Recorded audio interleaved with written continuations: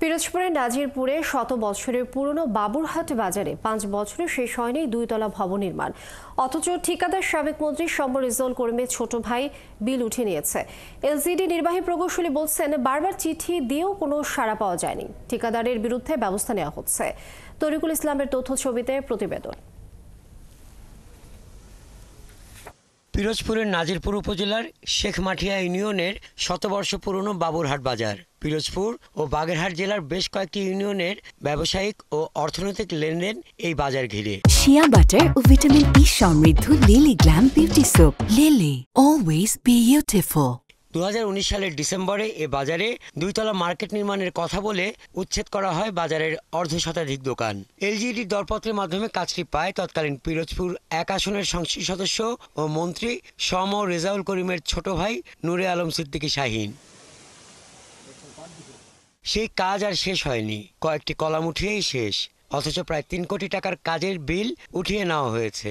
আমাদের এই বাজারের যে সিংহভাগ জায়গা আমরা এই ভবনের কাজের জন্য সরকারকে দিয়েছিলাম। এখানে পার্মানেন্ট দোকান ছিল, তারপরে এখানে ট বাজার ছিল, মাছ বাজার, সবজি বাজার, এই সমস্ত বাজার সরিয়ে এই ভবনের কাজ শুরু হয়। সাবেক মন্ত্রী মহোদয় ভাই শাহীনকে তো এই কাজের জন্য আসে এবং তাদের সাথে আমরা কথাবার্তা বলার পরে তারা কোনো ভালো জবাব না দিয়ে একটা সময় তারা এখান থেকে মালামাল নিয়েও চলে যায় এবং আমরা বাধা প্রদান করলে তারা আমাদের সাথে সৌজন্যমূলক কোনো আচরণ করে নাই। কাজটি প্রায় 2 বছর ফেলে রাখায় এলজিইডি কাজটি শেষ করতে ঠিকাদারি প্রতিষ্ঠানকে বারবার চিঠি দিলেও প্রভাবশালী হওয়ায় কোনো তোয়াক্কা না করে নির্মাণ সামগ্রী সরিয়ে নেওয়া হয়েছে বলছেন নির্বাহী প্রকৌশলী। আমাদের ফাউন্ডেশনে কাজটি শেষ হয়েছিল, কিন্তু এর পরবর্তীতে এই কাজটি আমাদের আর করা সম্ভব হয় না। তো ইতিপূর্বে আমরা ঠিকাদারকে পত্র দিয়েছি, এই কাজটি আমরা ঠিকা চুক্তি বাতিল করে নতুনভাবে টেন্ডার করার ব্যবস্থা করতেছি।